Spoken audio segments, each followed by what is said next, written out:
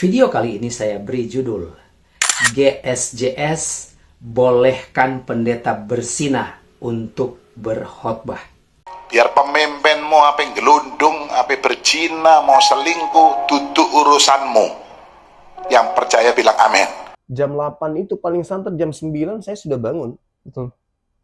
Saya buka Komal, tidak ada apologet yang bangun. Atau mereka sibuk. Mungkin mereka butuh ini. Betul. Kayaknya butuh ini. Karena begitu saya buka Komal pagi-pagi, saya cari, mana ini Ya Komal? sering, sekarang ini kok nggak ada yang buka. Oh, Iya. siap bang, siap bang. Tadi pagi, kemarin begitu terus. Jadi gimana mau dakwah kita ini bagus? Sementara saya mau solo, jaringan nggak bagus. Gitu. Kita kalah sama Pak Bom-Bom. Nggak ada yang seperti Pak Bom-Bom. Bisa 12 jam, 13 jam sendirian. Iya, betul. Jadi ya teman-teman apologet, dan bukan juga hanya apologet, Dinda. Siapapun, netizen kan juga ikut begadang. Mereka juga ikut tepuk tangan, mereka juga ikut ribut, tertawa. Maka ini, mereka butuh ini. Suplai nutrisi untuk menjaga kesehatan. Ini ada madu dan murah. Saya agaknya kaget. Berapa harganya? 40.000. 40.000. Sebanyak ini, Masya Allah. Allahu Akbar. Kenapa murah, teman-teman? Karena beliau langsung connect dengan sumber, dengan penghasil madunya. Bukan melalui banyak tangga-tangga, tapi Nah, kita ambil. langsung di tempatnya. Jadi murah. Jadi teman-teman netizen, silakan pesan madu ini di saudara kita. Di link deskripsi sudah ada juga. Ada di deskripsi ya, sehingga ya kita nonton itu bisa kuat. Percuma juga untuk terang-terangan tidak masuk juga ilmunya kalau gitu. Ya bro. Ya, gimana? Inilah Ketua Panitia Hari Mualaf Hari Matea Jabodetabek. Hari Mualaf Sedunia. Selamat Hari Mualaf Sedunia buat teman-teman semuanya, buat apologet Islam Indonesia, buat semua apologet Islam. Ya, jadi ceritanya sejak kapan Bang Sincan jadi ustaz? Nah, itu dia, aku juga bingung. Gua mau Ustadz KW, bro, bukan di Ustadz beneran. Cuman, Jadi sejak kapan jadi Islamnya? gue baru 2 tahun lah. Baru 2 tahun gue. baru 2 tahun Iya, jadi Ustaz KW. iya, udah jadi Ustadz KW. Lu mau nanya apa tadi, bro? Antri sembako. Hah? Ya, kita hari ini kita kasih santunan untuk 80 mualaf. Ini terima kasih juga buat Jadid HMJ ya. HMJ lu juga keren banget. Ini satu-satunya mualaf yang nggak pernah disantunin tapi nyantunin mulu. Keren banget, Bos.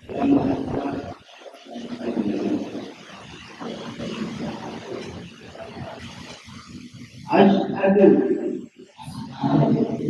alla ilaha illallah wa asyhadu anna Muhammadan Rasulullah.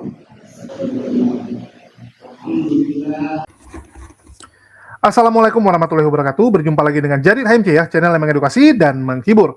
Kita tahu teman-teman, gereja 1 jam saja, ini adalah gereja yang 5 tahun terakhir ini pertumbuhannya paling luar biasa. Mengapa gereja ini bisa bertumbuh dengan luar biasa? Karena pengajaran-pengajarannya itu berbeda dengan pengajaran di gereja-gereja lain. Orang-orang yang diberikan kesempatan untuk berkhotbah itu juga adalah tokoh-tokoh yang cukup terkenal dan membuat banyak kontroversi. Dan bisa dibilang GSJS ini menjadi gereja untuk kaum milenial dan Gen Z. Jadi target market dari gereja ini adalah kaum muda-mudinya. Di mana pendeta Michael Gunawan, anak dari pendeta Samuel Gunawan, ini menjadi idola baru. Bahkan dianggap sebagai salah satu pendeta yang paling bertalenta saat ini, dan diramalkan, ya, dianalisa akan menjadi salah satu dari pendeta tersukses yang ada di Indonesia. Apalagi kita tahu, Michael Gunawan itu langsung dimentori oleh Gilbert Lumondo. Bahkan dibandingkan Geren ya, yang merupakan anak kandung langsung dari Gilbert Lumondo, orang melihat Michael Gunawan ini jauh lebih luar biasa, jauh lebih bertalenta untuk menjadi seorang pendeta besar. Apalagi didukung oleh postur tubuh dan juga wajah yang sangat meyakinkan untuk dalam dunia entertainment. Jadi cocok nih teman-teman. Postur, wajah mendukung, jago ngomong, jago membuat jemaat-jemaat terhipnotis, walaupun pengajaran teologinya kacau balau. Jadi sekali lagi teman-teman ya, ini membuktikan gereja yang laku, gereja yang berhasil menarik jemaat banyak, itu belum tentu adalah gereja yang ngerti tentang teologi. Bahkan bisa kita lihat bagaimana pengajaran dari gereja ini jelas-jelas, mohon maaf ya, melawan arus dari kekristenan pada umumnya. Michael Gunawan itu sempat viral karena mengajarkan bahwa Yesus ya itu adalah Allah itu sendiri. Dia mengajarkan ajaran oneness, teman-teman. Mungkin tertular dari gurunya, dari mentornya, yaitu Gilbert Lumondong, yang memang kalau kita dengar-dengar pengajarannya, itu lebih condong kepada oneness atau Sabellian ya. Modalism. Di mana mereka mengatakan yang namanya Trinitas ini, itu ibaratnya kayak kalian. Di kantor kalian dipanggil bos, dipanggil direktur. Di rumah kalian dipanggil ayah oleh anak-anak kalian. Tetapi di rumah orang tua kalian dipanggil anak. Satu pribadi, 3 jabatan. Ya, 3 jabatan teman-teman. Dan itu bukan Trinitas tentunya. Kalau kalian tanya dengan guru-guru teologi, apalagi polisi-polisi Trinitas, seperti Deki Ngadas, Stephen Tong, Muri Wali, ya, itu langsung dibilang bidat sesat ya. Jadi kadang saya rindu juga nih dengan omongan mendiang mengapul segala ya. Kalau mengapul kan dulu cara ngomong orangnya langsung, kamu bidat sesat. Wih, mantap teman-teman ya. Penekanan katanya tuh keren. Saat mengatakan orang bidat dan sesat. Dan Michael Gunawan ini adalah salah satu pendeta yang dilabeli seperti itu. Belum lagi kita lihat bagaimana GSJS. Itu ternyata teman-teman ya, menurut saudara kita di sebelah, ya sekali lagi ya, bukan menurut saya. Kalau mau komplain jangan ke saya. Ini saya harus tekankan teman-teman. Karena nanti gawat ini. Soalnya mereka dikit-dikit main lapor teman-teman ya. Lapornya dikit-dikit gitu. Jadi Michael Gunawan dan bapaknya nih, Samuel Gunawan, yang mengelola GSJS, ini membuat satu pengajaran yang luar biasa, di mana dikatakan bahwa pendeta yang berzina sekalipun, ya sekali lagi, walaupun pendeta tersebut berzina, jemaat tidak punya hak mengurusi. Ya, itu bukan urusan kalian. Mau pendetanya berzina sekalipun, itu urusan pendeta dengan Tuhan. Karena pendeta itu adalah orang yang diurapi Tuhan. Sehingga kalian nggak punya hak kalian menegur ataupun ngurusin kehidupan pendeta tersebut. Karena dia adalah orang yang diurapi Tuhan. Luar biasa teman-teman ya. Raja saja masih bisa dikomplain. Presiden saja masih bisa. Ya, masih bisa kita pertanyakan. Pendeta nggak boleh ternyata. Menurut gereja GSJS. Bahkan dikatakan apa? GSJS memperbolehkan pendeta yang berzina untuk berkhotbah. Bayangkan teman-teman. Pendeta yang melakukan zina diperbolehkan berkhotbah. Karena menurut mereka itu dua hal yang berbeda. Pribadi, pengajaran. Wow, luar biasa ya. Padahal kalau kita menggunakan akal kita, sekali lagi ya, kalau kita menggunakan akal yang Allah berikan, bagaimana mungkin seorang yang kehidupannya nggak benar bisa menyampaikan firman Tuhan? Pastilah firman dari sibilis. Tidak mungkin orang yang hidupnya berzina, suka menipu, suka maki-maki, suka omong kasar, suka menyakiti orang lain, bisa ngomong tentang firman Tuhan. Tidak mungkin teman-teman. Itu pasti ajaran sibilis. Kelihatannya seperti ajaran Tuhan. Kelihatannya, kedengarannya, ajarannya manis. Tapi itu sebenarnya ajaran dari sibilis teman-teman. Jadi hati-hati. Hati-hati teman-teman ya. Dan saya cukup miris, karena banyak teman saya, jujur, banyak teman saya dari gereja GBI, dari gereja GMS, itu sekarang pindah jadi jemaat GSJS. Teman dekat saya, tahun lalu waktu saya ketemu, dia bilang, sekarang dia bergereja di GSJS. Saya langsung bilang, itu pendeta, ya, itu gila saya bilang. Pengajarannya nggak sesuai saya bilang. Ah, nggak, bagus kok. Michael Gunawan tuh kalau menjelaskan keren. Samuel Gunawan hatinya lembut, ya, benar-benar hanya untuk Tuhan. Halo, Elia Miron itu diangkat pendeta ya sama GSJS, teman-teman. Ya, biar kalian tahu nih, GSJS lah yang memberi kesempatan buat Elia Miron bisa sampai seperti sekarang. Di saat Elia Miron sedang terpuruk karena kabar tentang penyakitnya beredar, orang jadi tahu tentang sakit dia, tiba-tiba GSJS mengundang dia jadi pembicara, dan sejak itulah Elia Miron mulai dikenal di kalangan gereja-gereja. Sudah mulai diundang-undang gara-gara itu. Jadi GSJS lah yang pertama sekali membuka jalan. Bayangkan teman-teman ya. Aduh, saya nggak ngerti lagi lah. Kok bisa lah gitu kan. Dan ini makin meyakinkan saya bahwa ternyata GSJS seperti itu. Orang yang berzina diperbolehkan. Dan memang mereka nggak mau tahu gitu. Karena menurut mereka, ya bukan urusan kalian kok. Nggak ada urusan kalian tuh. Pendeta mau berzina sekalipun, mau ngapain sekalipun gitu kan. Itu dia adalah orang yang diurapi. Loh, dari mana kita tahu dia diurapi? Ya. Bisa-bisa diurapi setan, bukan diurapi Tuhan. Tapi ya sudahlah, standar mereka seperti itu. Kita dengarkan dulu. Halo semuanya, kembali berjumpa dengan saya Reli di channel yang pastinya kita akan membahas materi-materi pinggir jurang yang jarang dan takut untuk dibicarakan, enggan untuk dibahas dan cenderung untuk dihindari. No sensor, nggak pakai inisial. Pada kesempatan kali ini kita akan membahas ajaran gila dari Pastor Samuel Gunawan, gembala senior di Gereja Satu Jam Saja atau GSJS.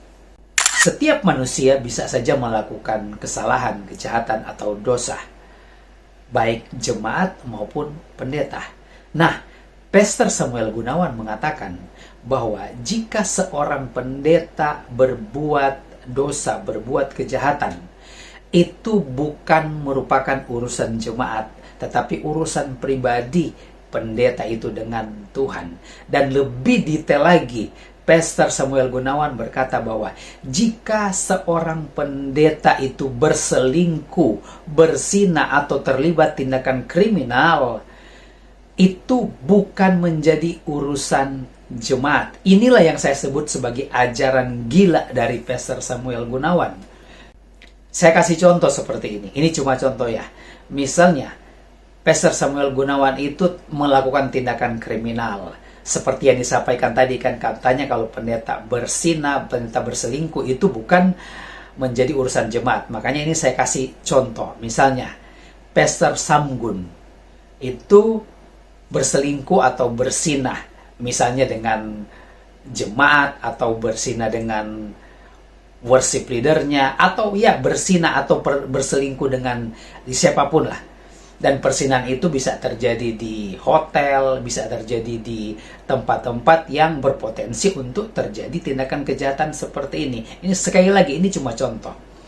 Jika ini terjadi di lingkungan Gereja Satu Jam Saja, seorang gembala itu melakukan tindakan kejahatan, dalam hal ini persinahan dengan jemaat. Ini sekali lagi cuma contoh. Maka apa yang dilakukan oleh gembala itu menjadi urusan gembalanya dengan Tuhan, bukan menjadi urusan jemaat. Bisa nggak kita bayangkan? Misalnya, yang menjadi selingkuhan itu adalah istri dari jemaat. Apakah tindakan persinahan atau perselingkuhan itu bukan menjadi urusan si suami? Bukan menjadi urusan dari anak-anak?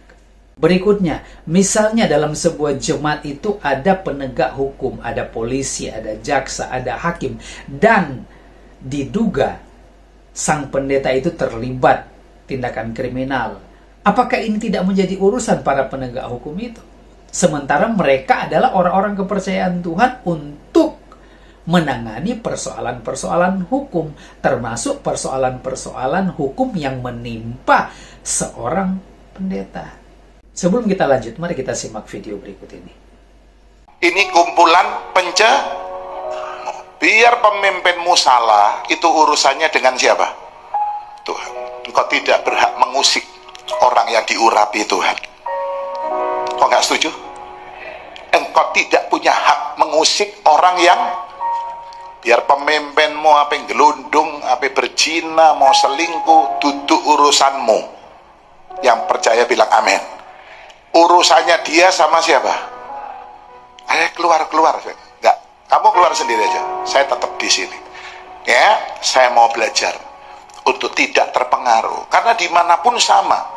Tetap namanya banyak kekurangan, banyak Alasan klasik yang seringkali disampaikan oleh para pendeta untuk membela tindakan mereka itu adalah jangan mengusik orang yang diurapi oleh Tuhan. Dan selalu yang dijadikan dasar adalah peristiwa antara Daud dan Raja Saul, di mana Daud memiliki kesempatan untuk membunuh Saul. Tetapi Daud berkata, aku tidak boleh menjamah orang yang diurapi oleh Tuhan. Nah, kita harus lihat kasus ini secara utuh dan fair. Yang dimaksud dengan jangan mengusik, jangan menjamah orang yang diurapi Tuhan itu seperti apa? Kalau kita kembali kepada peristiwa Daud dan Saul, yang tidak boleh dilakukan oleh Daud adalah mengusik atau mengganggu Saul sampai Saul kehilangan nyawa. Kan ada kesempatan bagi Daud untuk membunuh Raja Saul. Raja Saul terancam nyawanya dan ada anjuran atau nasihat dari anak buahnya Daud agar segera memanfaatkan kesempatan yang ada untuk membunuh Saul. Tetapi Daud tidak melakukannya. Dia tidak berani menjamah orang yang diurapi oleh Tuhan.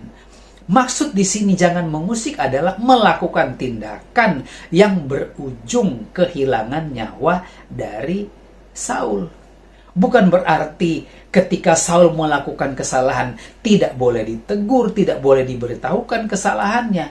Dan dalam peristiwa ini ketika Daud menyampaikan bahwa apa yang dilakukan oleh Saul adalah merupakan tindakan yang salah, Saul pun akhirnya mengakui bahwa apa yang dia lakukan itu adalah sebuah kesalahan, sebuah kejahatan, sebuah dosa. 1 Samuel pasal 26 ayatnya yang ke-21. Lalu berkatalah Saul, aku telah berbuat dosa. Pulanglah anakku Daud, sebab aku tidak akan berbuat jahat lagi kepadamu, karena nyawaku pada hari ini berharga di matamu. Sesungguhnya perbuatanku itu bodoh dan aku sesat sama sekali. Yang tidak boleh kita lakukan adalah melakukan tindakan sampai seseorang kehilangan nyawa, entah itu pendeta atau jemaat biasa yang memang bisa melakukan kesalahan. Tetapi sikap, perbuatan, tindakan, ataupun ajaran yang salah, ya kita harus beritahukan. Kita harus kritisi. Kita harus sampaikan bahwa apa yang dilakukan oleh seorang pendeta, baik ajarannya, baik tindakannya, itu adalah sebuah kesalahan, sebuah kejahatan. Jadi, setiap pendeta yang ada berhenti menggunakan ayat-ayat Alkitab ini untuk membela ketika engkau melakukan kesalahan. Berhenti menggunakan ayat-ayat Alkitab ini untuk mengancam jemaat atau siapa saja yang melakukan tindakan seperti mengkritik ajaran atau menegur kesalahan yang sudah dilakukan oleh pendeta. Sebelum kita berpisah, silakan dukung channel ini dengan cara subscribe, berikan like dan komen, dan juga tekan tombol lonceng untuk mendapatkan notifikasi-notifikasi setiap kali saya mengupload video-video saya. Dan agar semakin banyak yang dicerdaskan, silakan share video ini kepada siapa saja, baik kepada keluarga, kepada kerabat, dan teman-teman. Enggan untuk dibahas dan cenderung untuk dihindari. No sensor, nggak pakai inisial. Video kali ini saya beri judul GSJS bolehkan pendeta bersinah untuk berkhotbah. Dalam video saya sebelumnya, Pastor Jesse Lantang bercerai, menikah lagi, dan ternyata yang menjadi alasan dari Pastor Jesse Lantang untuk bercerai dengan istrinya adalah karena masalah komunikasi. Sedangkan yang menjadi dasar orang Kristen diperbolehkan untuk bercerai, dan ini memang diajarkan oleh beberapa pendeta, adalah Matius pasal 19 ayatnya yang ke-9. Tetapi aku berkata kepadamu, barang siapa menceraikan istrinya kecuali karena sinah, lalu kawin dengan perempuan lain, ia berbuat sinah. Kita akan membahas ayat ini di bagian yang lain, karena saya memiliki pandangan yang berbeda tentang arti dari persinahan ini. Tetapi untuk saat ini kita ikuti jalan pikiran para pendeta yang membolehkan perceraian dalam kekristenan karena alasan persinahan. Kalau ada salah satu pasangan suami istri melakukan persinahan, maka boleh bercerai. Nah, sementara Pastor Jesse Lantang memutuskan untuk bercerai dengan istrinya karena masalah komunikasi, bukan karena masalah persinahan. Sebenarnya, ketika seseorang memutuskan untuk bercerai, Alkitab sudah memberikan aturan yang ketat, aturan yang jelas, yang tidak ada pengecualian. Mau dia pendeta ataupun jemaat, ketika bercerai, Alkitab sudah berkata bahwa mereka yang bercerai itu harus hidup seorang diri. 1 Korintus 7 ayatnya yang ke-10. Kepada orang-orang yang telah kawin, bukan aku tetapi Tuhan perintahkan supaya seorang istri tidak boleh menceraikan suaminya. Dan jikalau ia bercerai, ia harus tetap hidup tanpa suami atau berdamai dengan suaminya, dan seorang suami tidak boleh menceraikan istrinya dengan alasan apapun.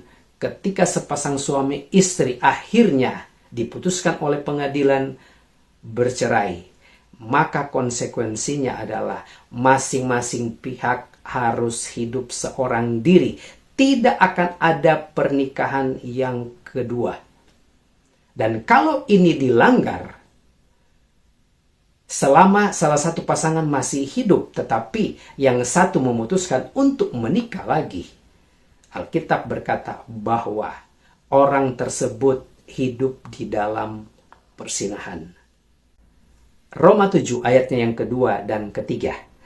Sebab seorang istri terikat oleh hukum kepada suaminya selama suaminya itu hidup. Akan tetapi apabila suaminya itu mati, bebaslah ia dari hukum yang mengikatnya kepada suaminya itu.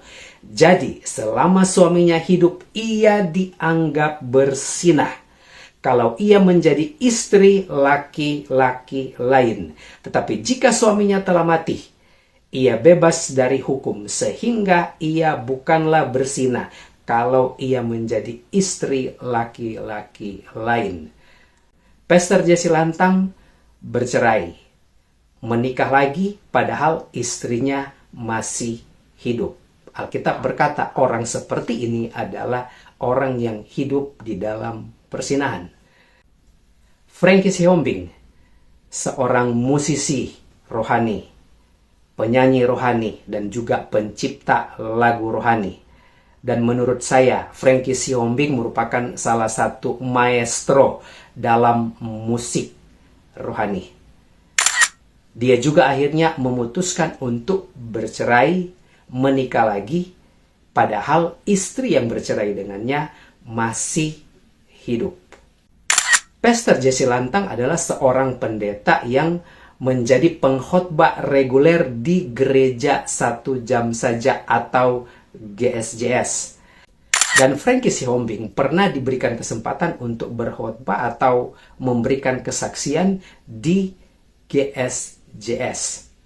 GSJS tidak mungkin tidak tahu kalau dua orang ini adalah sudah bercerai, menikah lagi, dan pasangan mereka yang bercerai dengannya itu masih hidup. Artinya, GSJS memang mengizinkan atau membolehkan pendeta yang hidup di dalam persinahan untuk berkhotbah, menyampaikan firman Tuhan di GSJS.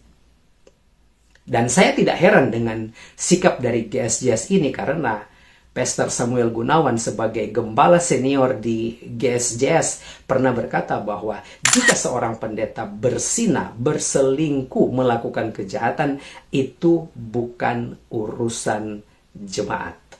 Ini adalah hal yang mengerikan dalam kehidupan gereja.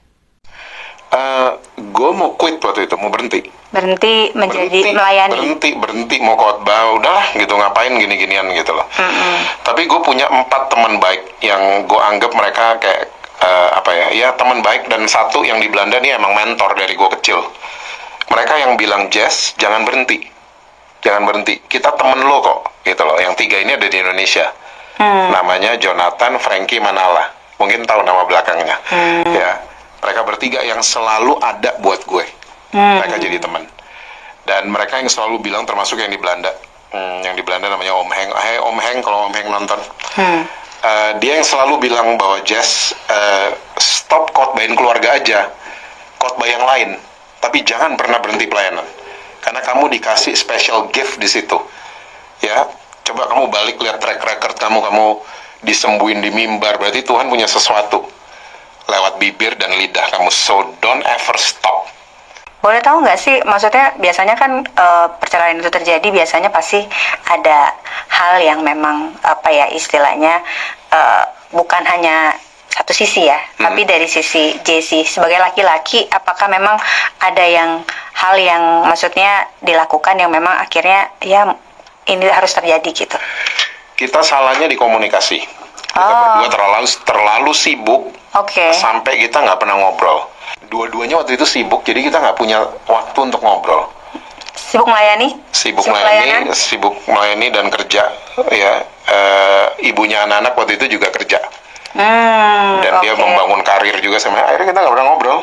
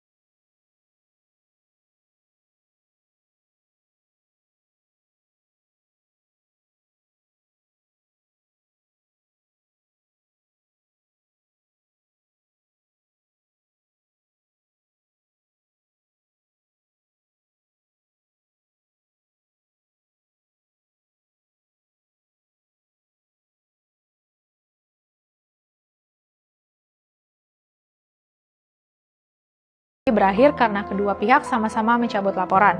Soalnya Moses juga balik melaporkan Shirley dengan tuduhan KDRT. Kisah Shirley kembali ramai karena dia buka suara soal pendeta cabul. Bukan cuma tentang kekerasan rumah tangga, tapi budaya bungkam di komunitas gereja. Shirley ngaku dijauhin teman-teman Kristen setelah bahas soal ini. Fenomenanya sebenarnya sering terjadi. Kalau ada yang berani bongkar aib pemimpin agama, malah korban yang disalahin. Komunitas sering lebih sibuk melindungi institusi gereja daripada peduli kebenaran. Padahal tuduhannya serius dan butuh ditangani. Banyak jemaat takut kasus ini bikin gereja jelek. Padahal justru kelakuan oknumnya yang bikin gereja rusak. Keberanian Shirley buat bicara bikin dia rentan diserang. Korban sering dituntut diam demi nama baik bersama. Padahal diam-diam justru ngasih ruang buat pelaku. Gereja harusnya jadi tempat aman, bukan malah menyalahkan korban. Sikap pura-pura nggak tahu dari sebagian pendeta bikin masalah makin parah. Transparansi itu penting,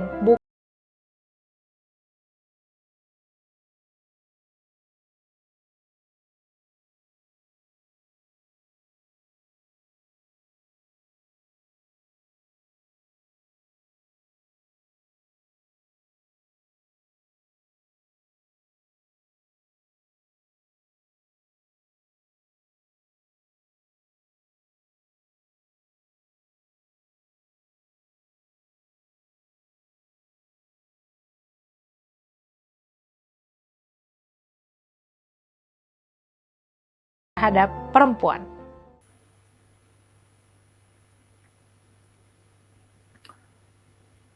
Oke, sebelumnya saya sedikit info ya. Tanggal 25 Desember kemarin kita baru saja merayakan Hari Mualaf, teman-teman. Di mana perayaan tersebut berlangsung dengan sangat luar biasa, terutama tahun ini. Makin banyak orang-orang yang membahas Hari Mualaf. Dan kita harus berterima kasih, banyak pendeta-pendeta yang membahas Hari Mualaf saat khotbah Natal di gereja. Gilbert, ya, Esra Soru, Mel Atok, mereka membahas tentang Hari Mualaf. Begitu juga dengan pendeta-pendeta lain. Kita harus terima kasih. Saya sendiri kemarin tanggal 25 membuat sebuah acara bersama Masjid Al-Ittihad Kota Tangerang, Arimatea, dan TMI, Tionghoa Muslim Inspiration Koajis. Kita mengadakan sebuah acara di mana acara tersebut berlangsung dengan sangat luar biasa, teman-teman. 11 orang mengucapkan 2 kalimat syahadat. Dari 100 mualaf yang kita undang, 81 hadir. Masya Allah, teman-teman. Dengan segala keterbatasannya, jujur, baik Arimatea, TMI, maupun HMC, ini kalau digabung, teman-teman, kita harus akui kita ini kecil. Sangat kecil. Apalagi kemarin Jadid HMC yang channel ini belum pulih. Kita pakai Jadid HMC yang satu lagi, plus di HMC News. Tapi Masya Allah, dukungan dari para penonton luar biasa, dan tentu saja berkat kerja keras dari teman-teman Arimatea dan TMI, serta tentunya ya, atas izin Allah. Atas izin Allah acara tersebut bisa terlaksana dengan modal sekecil-kecilnya, dengan keterbatasan. Karena kita harus akui, kita ini nggak terkenal di medsos. Dukungan untuk kami bertiga itu sangat kecil. Tapi masih bisa kita buat. Ya, itu luar biasa sekali. Bayangkan, kecil dukungan, tapi efeknya besar. Impact-nya besar. Inilah kalau Allah yang membukakan jalan. Dan juga Kodondi ya, 200 orang dari suku, ya, mana, Tautawana ya, Tauta itu yang di Morowali, itu 200 orang bersyahadat di tanggal 25 Desember kemarin. Masya Allah, luar biasa sekali. Oke, kita kembali, dan jangan lupa juga ya, kita juga menjual madu. Jangan lupa di check out, silakan diklik link pembelian yang ada di deskripsi video. Ada Tokopedia maupun Shopee, dan free ongkir ya, dengan menggunakan Tokopedia dan Shopee. Oke, kita kembali teman-teman. Kalian dengar sendiri ya, JC Lantang. Ini adalah salah satu pendeta tetap di GSJS. JC Lantang ini salah satu pendeta yang cukup kontroversi, karena bercerai, terus dia langsung menikah. Dan kuat dugaan teman-teman, ada perselingkuhan dalam perceraian dia. Walaupun dia mengatakan karena komunikasi, ya biasalah diplomasi ya. Tapi rumor yang beredar karena adanya perselingkuhan. Walaupun dia menuduh yang berselingkuh adalah istrinya. Ya, yang berselingkuh adalah istrinya. Kita nggak tahu. Ya, sekali lagi kita nggak tahu, itu cuma kabar. Tapi yang pasti dia cerai. Begitu juga dengan Frankie Sihombing yang menjadi pendeta tamu. Begitu juga dengan Elia Miron, teman-teman, yang sering sekali diundang untuk khotbah. Elia Miron sendiri juga kontroversi kan? Karena menurut Agatha dan Nina Wijaya, ya, 2 orang yang pernah tidur bareng sama dia, tinggal bareng sama dia, tahu benar dan merupakan sahabat, mengatakan bahwa Elia Miron fix terkena penyakit HIV karena kelakuan seksnya. Karena dia dulu adalah botai ya. Dia adalah LGBTQ. Yang ngomong sahabatnya sendiri. Ya, dan itu tidak dipungkiri oleh teman-teman sebelah. Tetapi mereka bilang sudah bertobat.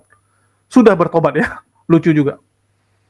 Nah, jadi teman-teman dengar sendiri, Samuel Gunawan mengatakan, kita nggak ada hak. Nggak ada hak kita ngurusin pendeta kita. Mereka dipilih.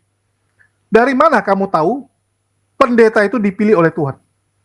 Dari mana kamu tahu mereka diurapi oleh Tuhan? Bisa saja diurapi oleh sibilis. Betul tidak? Karena bukan Tuhan saja yang bisa mengurapi. Bukan Tuhan saja yang bisa memberikan karunia-karunia. Sibilis sekalipun juga bisa memberikan kemampuan. Sibilis pun bisa membuat kamu jago berkata-kata, punya pengetahuan, ya, dan juga bisa menghipnotis jemaat-jemaat. Kita tahu teman-teman, dari kasus Jesse Lantang, Frankie Sitombing, termasuk Ahok ya, kasusnya Ahok, itu membuktikan bahwa Islam lah agama yang benar. Di Islam kita jelas, kalau memang nggak cocok, kalau memang nggak bisa lagi dipertahankan, mending pisah daripada tinggal bersama tapi menyiksa. Kita lihat zaman sekarang banyak orang teman-teman, udah tahu nggak bisa dipertahankan, udah tahu ini sangat menyiksa, tapi tetap dipertahankan. Endingnya apa? Saat tua nyesal. Saat tua nyesal, ya, dan selama perjalanan saling menyakiti terus. Terus-terusan saling menyakiti teman-teman. Ada orang jadi pasangan itu berantem terus, tapi begitu jadi teman dekat. Dan itu banyak sekali kejadian. Banyak sekali, dan saya sendiri melihatnya teman-teman. Bagaimana orang yang sudah cerai malah jadi sahabat baik. Banyak. Saya saksi mata, Goldian juga saksi mata. Kita ketemu dengan beberapa yang seperti itu. Jadi, sekali lagi teman-teman, jangan membatasi diri dengan ajaran yang jelas-jelas itu tidak sesuai dengan manusia. Jangan teman-teman. Oh, cerai boleh kok, yang penting karena alasan zina, oke? Tapi setelah cerai tidak boleh lagi menikah. Oke, kalau menurut Rudi Iskariot, itu odolnya mau dibuang kemana gitu kan? Odolnya perlu dikeluarin. Ujung-ujungnya apa? Sewa pesundul. Kan bahaya teman-teman. Itu manusia ini nggak bisa dilawan nalurinya. Jadi kalau kita bilang manusia itu adalah makhluk yang sangat dikontrol oleh zat kimia yang ada di dalam kita. Contoh orang mabuk. Bisa nggak dia ngontrol mabuknya teman-teman? Nggak bisa. Kenapa dia nggak bisa kontrol? Karena saraf-sarafnya itu kena dengan zat-zat kimia yang ada di dalam alkohol tersebut. Jadi manusia itu nggak bisa melawan kodratnya. Nafsunya nggak bisa dia lawan. Tetapi bisa disalurkan ke hal yang benar. Itulah fungsi dari agama menuntun manusia tersebut. Supaya kamu jangan aneh-aneh, supaya jangan hidupmu malah mengikuti hawa nafsumu, ini panduannya. Ya, ada panduannya teman-teman. Tapi sekali lagi ya bukan alasan juga menggampangkan perceraian. Tapi kalau memang sudah tidak bisa, sekali lagi ya, sudah dinasehati, orang-orang sudah tes konseling, ya, sudah coba, nggak bisa juga, ya silakan. Daripada menderita ngapain teman-teman? Hidup sekali, ngapain dibuat susah? Kan bodoh sekali gitu. Udah hidup cuma sekali, malah digunakan untuk berantem terus, untuk pantat-pantatan terus. Ahok sudah membuktikan, dengan dia bercerai dan menikah lagi, dia bahagia. Jesse Lantang sudah buktikan juga. Pendeta Jesse Lantang ini sekarang sama istrinya kompak sekali ya. Tapi nggak tahu di belakang. Tapi di depan media yang kita lihat, dia ini salah satu yang sangat kompak. Sangat kompak dengan istrinya yang baru, dan juga anaknya. Anak dari istri pertama. Nah, ini biar kalian tahu teman-teman. Dan banyak kasus ya. Banyak sekali kasus sebenarnya yang bisa membuka mata kita bahwa Islamlah solusinya. Islamlah yang bisa sesuai dengan kondisi umat manusia.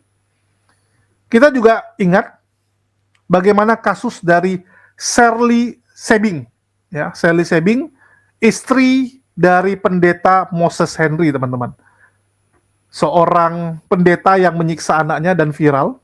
Ya, karena dari CCTV kelihatan kan, bagaimana Shirley Sebing itu dipukulin sama suaminya, yang merupakan seorang pendeta di Sidoarjo ya, di mana pendeta ini atau Pak Moses Henry ini kalau khotbah tuh luar biasa, apalagi khotbah tentang pernikahan, khotbah tentang hubungan suami istri, wah, luar biasa sekali teman-teman, luar biasa. Yang jadi pertanyaan, dari mana kemampuan dia bisa berkhotbah dengan sangat berapi-api, dengan sangat luar biasa, dan membuat jemaat itu merasa, oh ini pendeta ini penuh hikmat. Pendeta ini penuh dengan ya penyertaan Tuhan. Bahkan bisa melakukan mukjizat. Artinya apa? Fix dari Sibilis ini teman-teman. Sibilis menggunakan pendeta ini untuk menyesatkan semakin banyak orang. Untuk itu jangan kita ikuti yang seperti ini. Ya, tinggalkan teman-teman. Tinggalkan ajaran-ajaran yang tidak sesuai dengan manusia ini. Mari kita buka pikiran kita, berani untuk melangkah, berani untuk mengakui kalau ini salah. Jangan gara-gara, enggak lah, saya sudah biasa di sini, saya sudah nyaman di sini, nggak mau saya tinggalkan. Jangan teman-teman. Ini masalah hidup yang kekal. Jangan pertaruhkan hidup yang kekal kalian dengan sesuatu yang remeh-temeh seperti ini. Jangan. Sekali lagi teman-teman, renungkan baik-baik. Bagaimana mungkin Sang Pencipta yang memberikan akal tidak tahu bagaimana kapasitas kalian? Ini manusia ini diciptakan sama Allah. Allah Maha mengetahui. Nggak mungkin Allah nggak tahu bahwa kamu akan ada di kondisi ini. Ya, nggak mungkin. Dan nggak mungkin Allah nggak memberikan panduannya. Lengkap semua teman-teman. Ya, bagaimana Islam itu semuanya ada. Itulah kerennya Islam. Dan tidak mungkin bisa diikuti sama yang lain. Oke? Dan bagi teman-teman, makasih nih buat teman-teman semua yang udah nyimak, udah mendukung channel ini. Dan sekali lagi saya ucapkan selamat Hari Mu'alaf ya untuk kita semua. Semoga Hari Mu'alaf tahun depan makin banyak orang yang mengucapkan 2 kalimat syahadat, mengikrarkan pengakuannya bahwa hanya Allah lah satu-satunya Tuhan yang layak disembah. Hanya Nabi Muhammad lah nabi penutup dari segala nabi. Nggak ada lagi nabi-nabi berikutnya, ya. Dan sekali lagi, nabi adalah manusia. Jangan seperti sebelah. Oke? Dan itu aja dari saya. Jangan lupa di check out madunya supaya nonton diskusi ini makin seru tentunya. Dan makasih buat semuanya. Di akhir kata saya ucapkan wassalamualaikum warahmatullahi wabarakatuh. Sampai jumpa di konten-konten kita berikutnya.